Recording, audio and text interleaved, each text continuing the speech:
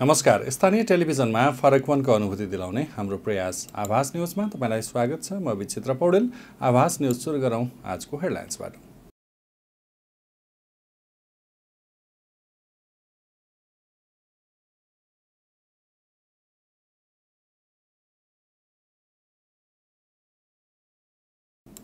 विश्व पुस्तक दिवसको अवसरमा सरकारवाला र पत्रकारबीच संवाद। प्रतिलिपि अधिकारसँग सम्बन्धित गुनासा कमै आउने जिकिर।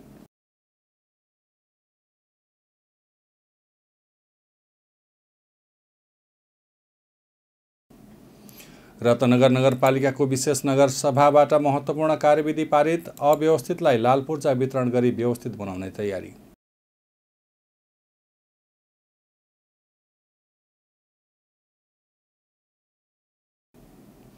राष्ट्रिय पुनर्निर्माण प्राधिकरणले पुनर्निर्माण तथा पुनर्स्थापना कार्यमा सन्तोषजनक उपलब्धि हासिल गरेको दाबी। 6 वर्षको अवधिमा भएका पुनर्निर्माणको अवस्थाबारे जानकारी गराइयो।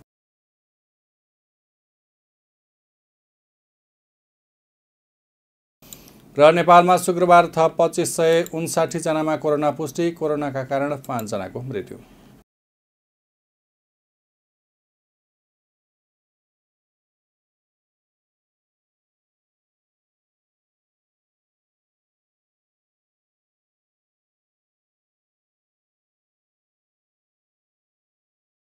अब लागौँ न्युजतर्फ। विश्व पुस्तक दिवस र प्रतिलिपि अधिकार दिवसको अवसरमा चितवनमा अदब मिडिया नेटवर्कले सरकारवाला र पत्रकारबीच संवाद कार्यक्रम आयोजना गरेको छ। सन् 1995 मा फ्रान्सको पेरिसमा भएको संयुक्त राष्ट्रसङ्घीय शैक्षिक तथा सांस्कृतिक सङ्गठन युनेस्को महासभाले अप्रिल 23 को दिनलाई विश्व पुस्तक तथा प्रतिलिपि अधिकार दिवसको रूपमा मनाउने घोषणा गरेको थियो। सोही अनुसार हरेक वर्ष यो दिवस मनाउने गरिएको छ। दिवसका अवसरमा साहित्यका एलबी छेत्री, समीक्षक उदय अधिकारी, कानुन व्यवसायी रमेश काफ्ले, प्रहरी निरीक्षक देवराज काफ्ले र पुस्तक व्यवसायी लेखराम सापकोटासँग संवाद कार्यक्रम गरिएको थियो। प्रतिलिपि अधिकारका विषयमा कानुन व्यवसायी काफ्लेले जानकारी गराउनु भएको थियो। प्रतिलिपि अधिकार ऐन 2059 र प्रतिलिपि अधिकार नियमावली 2061 मा भएका प्रावधानका विषयमा जानकारी गराउनु भएको थियो। सन् 1616 मा विश्व साहित्यमा महत्त्वपूर्ण योगदान गर्ने विलियम शेक्सपियर र इन्का गार्सिलासो पिला वेगाको निधन भएको दिनको सम्झनामा हरेक वर्ष विश्व पुस्तक तथा प्रतिलिपि अधिकार दिवस मनाउने गरिन्छ। यो दिन विश्व साहित्यमा महत्त्वपूर्ण दिनको रूपमा लिइन्छ। नेपालमा भने केही वर्ष अघिदेखि मात्र यो दिवस मनाउन थालिएको हो। जिल्ला प्रहरी कार्यालय चितवनका प्रहरी निरीक्षक देवराज काफ्लेले जिल्लामा प्रतिलिपि अधिकारसँग सम्बन्धित गुनासा प्राप्त नभएको र यदि यो अधिकार हनन भएको वा कोही कसैको बौद्धिक सम्पत्ति चोरी भएको गुनासो आएमा कानुन अनुसार प्रहरीले कारबाहीको प्रक्रिया अगाडि बढाउने बताउनुभयो। नेपालमा अहिलेसम्म पुस्तक प्रकाशन सम्बन्धी नीति बन्न सकेको छैन। नेपालमा कति पुस्तक प्रकाशन भए र हुने गरेको छ भन्ने एकिन तथ्याङ्क छैन। संवाद कार्यक्रममा समीक्षक उदय अधिकारीले प्रतिलिपि अधिकार कानुनमा भएको तर व्यवहारमा कार्यान्वयन गर्न कठिन भएको जानकारी दिनुभयो। पछिल्ला वर्षहरूमा पुस्तक पढ्ने बानीको विकास हुन थालेको छ। सर्जकको अनुमति बिना नक्कल गर्न, उत्पादन गर्न र बिक्री वितरणमा रोक लगाउने कानुनको रूपमा नेपालमा प्रतिलिपि अधिकार ऐन 2059, प्रतिलिपि अधिकार नियमावली 2061 कार्यान्वयनमा छ। पछिल्लो समय पुस्तक पढ्ने संस्कृति बढेको बताउँदै पुस्तक व्यवसायी लेखराम सापकोटाले राजधानीपछि चितवन पुस्तक बिक्रीको तथ्यले अब्बल जिल्ला भएको बताउनुभयो। पाठकको पुस्तकप्रतिको रुचि बढेको उहाँको भनाइ छ। उद्योग वाणिज्य तथा आपूर्ति मन्त्री लेखराज भट्टले कोरोना महामारीका बीच मुलुकमा आर्थिक गतिविधिलाई बढाउनु पर्ने चुनौती सिर्जना भएको बताउनु भएको छ। फोकस नेपाल संस्थाले शुक्रबार काठमाडौँमा आयोजना गरेको विश्वव्यापी कोभिड प्रभावमा औद्योगिक क्षेत्र, चुनौती र अवसरहरू विषयक अन्तर्क्रिया कार्यक्रममा मन्त्री भट्टले मुलुकको समृद्धिका लागि आर्थिक गतिविधिलाई बढाउन कोरोना महामारीका बीच अघि बढ्नु पर्ने चुनौती रहेको बताउनुभयो। मन्त्री भट्टले नेपालको स्रोत साधनलाई अधिकतम प्रयोग गर्दै विकासको बाटोमा अघि बढ्नुपर्ने धारणा राख्नुभयो। उहाँले देशलाई औद्योगिकीकरण र व्यापारलाई निर्यातमुखी बनाउन आफूहरू योजना बनाउन लागेको बताउनुभयो।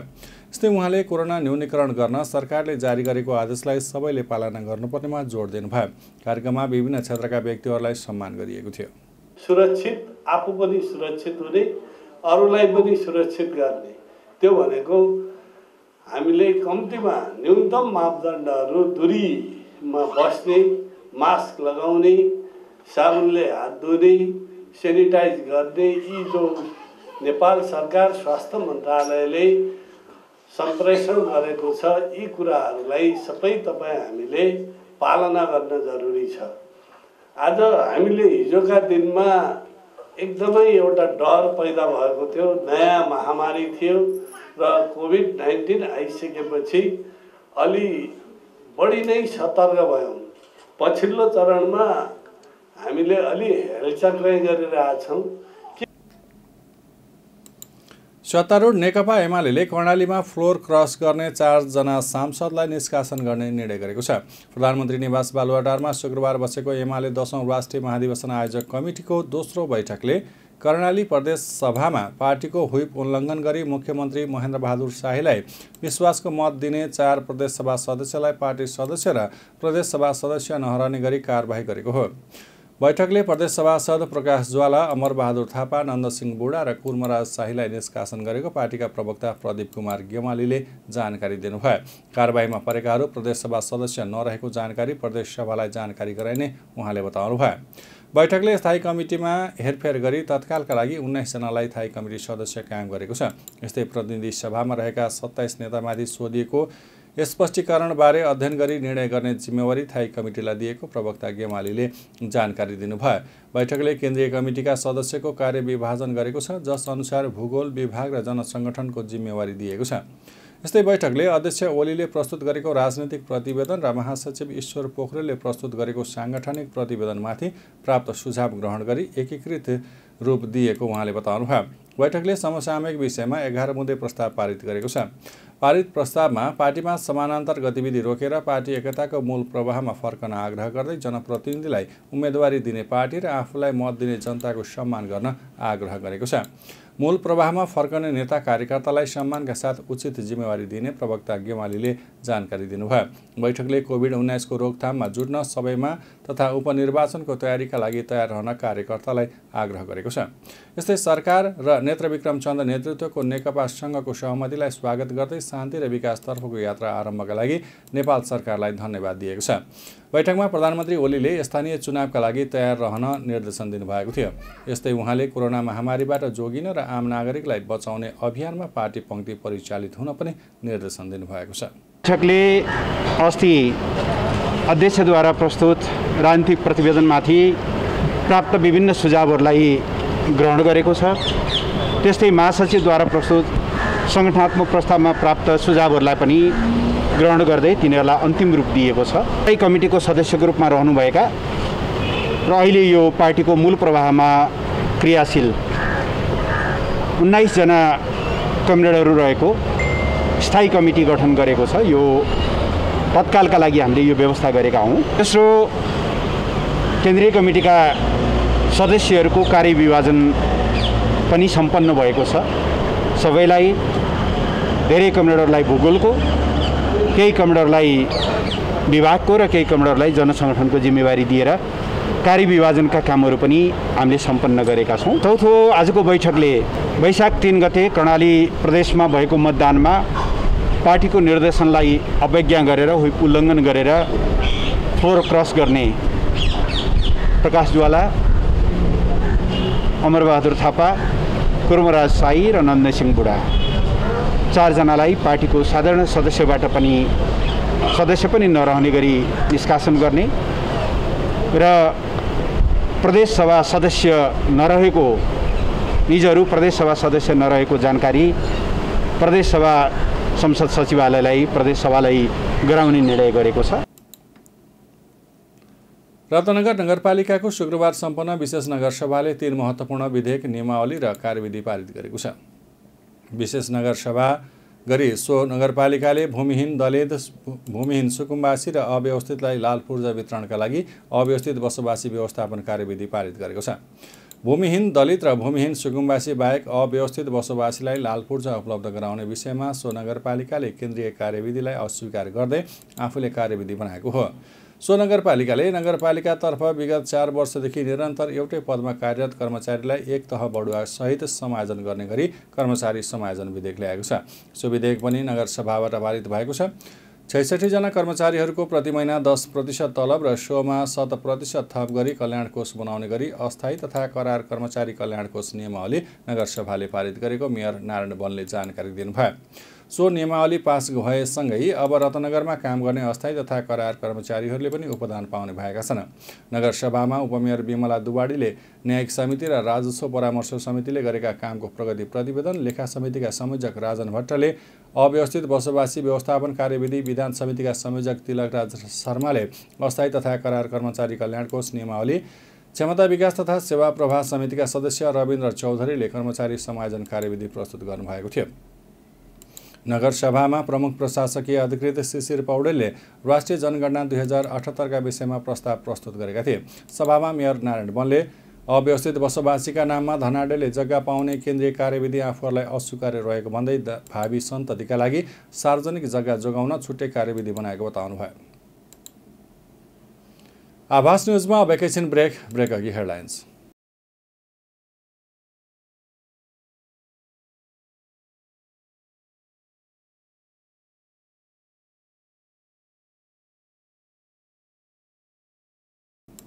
विश्व पुस्तक दिवसको अवसरमा सरकारवाला र पत्रकारबीच संवाद, प्रतिलिपि अधिकारसँग सम्बन्धित गुनासा कमै आउने जिकिर।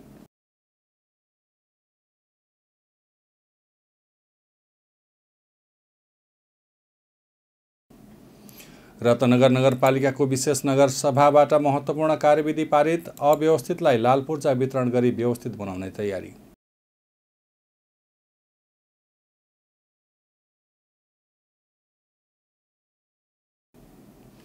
राष्ट्रिय पुनर्निर्माण प्राधिकरणले पुनर्निर्माण तथा पुनर्स्थापना कार्यमा सन्तोषजनक उपलब्धि हासिल गरेको दाबी, 6 वर्षको अवधिमा भएका पुनर्निर्माणको अवस्थाबारे जानकारी गराइयो।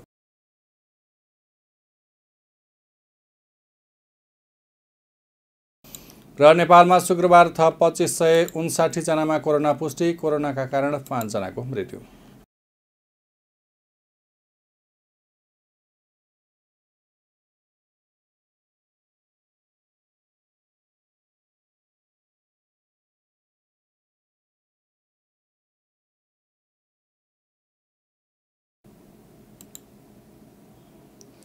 विश्रामपछि आभास न्युजमा पुनः स्वागत छ। अब बाँकी न्युज।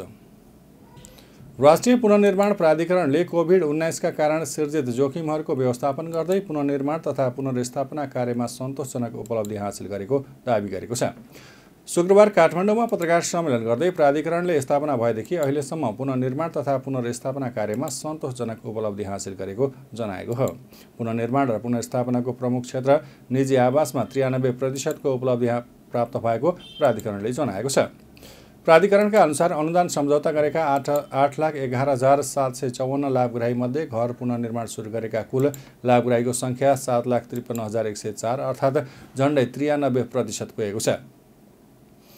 यसै आर्थिक वर्षभित्र निजी आवासको मूलभूत काम सम्पन्न गर्ने लक्ष्य हासिल हुने प्राधिकरणका प्रमुख कार्यकारी अधिकृत सुशील गिवालीले जानकारी दिनुभयो। भूकम्पपछि 279 वटा असुरक्षित स्थानमा रहेका 4,720 लाभग्राहीलाई सुरक्षित आवासका लागि जग्गा व्यवस्था मिलाइएको र 12,788 भूमिहीन लाभग्राहीलाई जग्गा व्यवस्थापनसहित घर निर्माण गर्ने वातावरण सिर्जना गरिएको प्राधिकरणले जानकारी दिएको छ। क्षतिग्रस्त 920 सम्पदामध्ये 493 वटाको पुनर्निर्माण सम्पन्न गरेको र 288 वटा पुनर्निर्माण भइरहेको पनि प्राधिकरणले जनाएको छ। यसैगरी भूकम्पबाट क्षतिग्रस्त 7,553 विद्यालयमध्ये 83% विद्यालयको पुनर्निर्माण सम्पन्न गरेको र 17% विद्यालय पुनर्निर्माण भइरहेको गेमालीले बताउनु भयो। पुनर्निर्माणका लागि भएको दाता सम्मेलनमा प्रतिबद्धता व्यक्त भएको 410 अर्ब रुपियाँ मध्ये 67 अर्ब राहत तथा उद्धार एवं अन्य कार्यक्रममा खर्च भएको गेमालीले बताउनु भयो। पुनर्निर्माणका लागि स्वीकृत पञ्चवर्षीय पुनर्निर्माण तथा पुनर्स्थापना योजना अनुसार परिमार्जित कुल बजेट आवश्यकता 4 खर्ब 88 अर्ब रुपियाँ हो। यसमध्ये हालसम्म नेपाल सरकार एवं दात्री निकायहरूको समेत गरी 2077 चैत मसान्तसम्म कुल 3 अर्ब 57 अर्ब रुपियाँ खर्च भइसकेको प्राधिकरणले जनाएको छ। र पुनर्स्थापनाको प्रमुख क्षेत्र निजी आवासमा 93% को उपलब्धि प्राप्त भएको छ। अनुदान सम्झौता गरेका 8,11,754 लाभग्राहीहरूमध्ये घर पुनर्निर्माण सुरु गरेका कुल लाभग्राहीको सङ्ख्या 7,53,104 अर्थात् झन्डै 93% पुगेको छ। पहिलो किस्ता वितरण 79.86%, दोस्रो किस्ता वितरण 86.78% र तेस्रो किस्ता वितरण 78.66% पुगिसकेको छ। यसै आर्थिक वर्षभित्र निजी आवासको मूलभूत काम सम्पन्न गर्ने लक्ष्य हासिल हुने कुरामा विश्वस्त छौँ। निजी आवास पुनर्निर्माणका क्रममा हामीसँग प्राप्त भएका 6,34,973 गुनासाहरूको सम्बोधन गरेका छौँ। प्राधिकरणबाट भएका गुनासो सुनवाईमा पनि चित्त नबुझ्नेहरूका लागि जिल्ला तहमै पुनरावेदन दर्ता गरी पुनरावेदन समिति मार्फत समस्या समाधान गर्ने व्यवस्था मिलाइएको छ। नेकपा एमालेका नेता भीम रावलले अध्यक्ष केपी शर्मा ओली पार्टी फुटाएर जान खोजेको आरोप लगाउनु भएको छ। शुक्रबार रिपोर्टर्स क्लब नेपालले काठमाडौँमा गरेको साक्षात्कारमा उहाँले ओलीले पार्टी फुटाएर गएमा निर्णायक कदम चाल्ने पनि बताउनुभयो।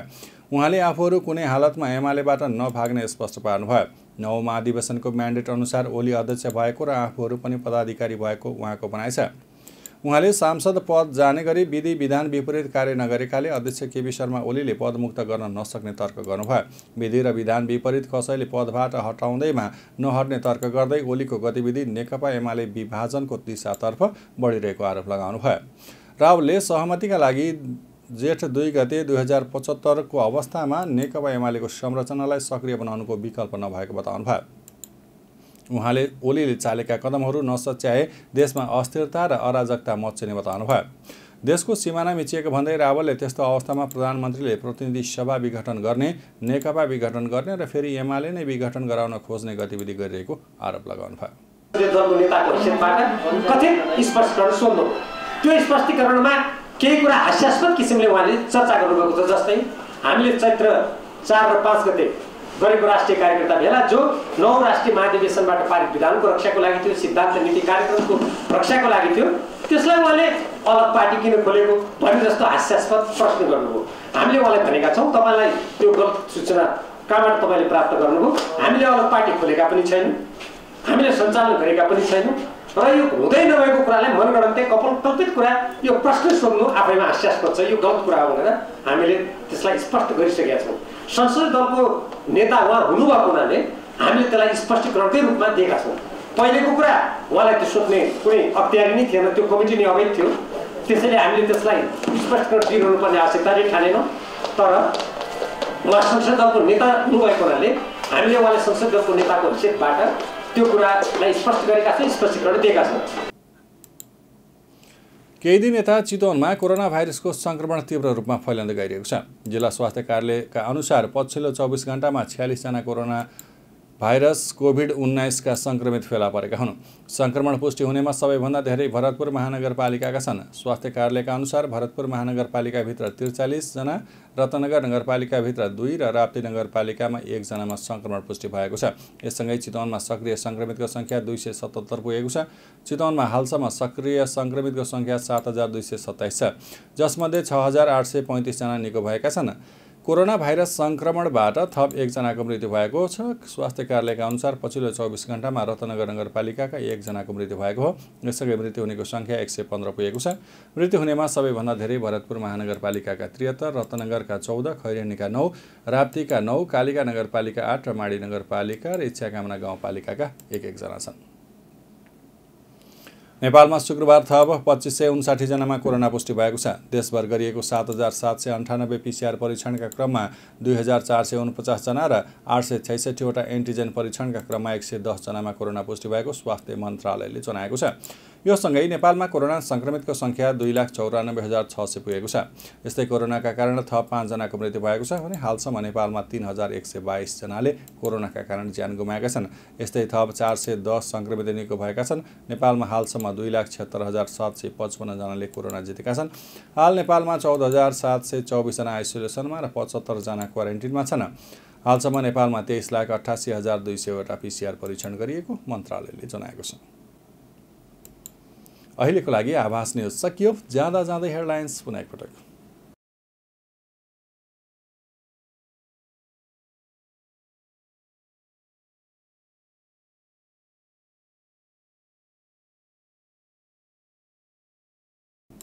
विश्व पुस्तक दिवसको अवसरमा सरकारवाला र पत्रकारबीच संवाद। प्रतिलिपि अधिकारसँग सम्बन्धित गुनासा कमै आउने जिकिर।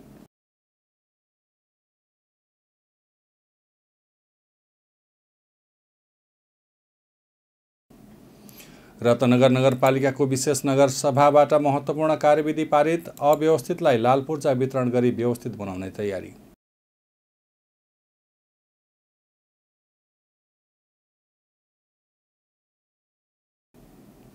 राष्ट्रिय पुनर्निर्माण प्राधिकरणले पुनर्निर्माण तथा पुनर्स्थापना कार्यमा सन्तोषजनक उपलब्धि हासिल गरेको दाबी 6 वर्षको अवधिमा भएका पुनर्निर्माणको अवस्थाबारे जानकारी गराइयो।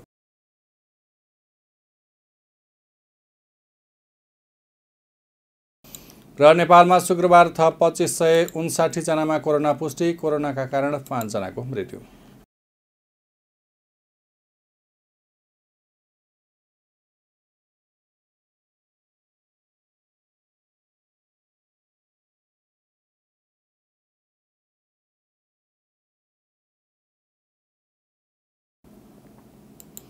हवस् अहिलेको लागि आभास टेलिभिजनको आभास न्युज यति नै। तपाईको गाउँ टोल छर छिमेकमा पनि कुनै सार्वजनिक महत्त्वका कार्यक्रम आयोजना गर्दै हुनुहुन्छ भने हामीलाई खबर गर्नुहोला।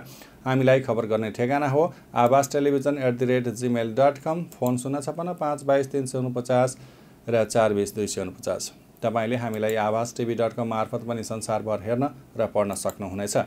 स्थानीय टेलिभिजनमा फरकपनको अनुभूति दिलाउने हाम्रो प्रयास जारी छ। आभास टेलिभिजन हेर्दै गर्नुहोला। नमस्कार।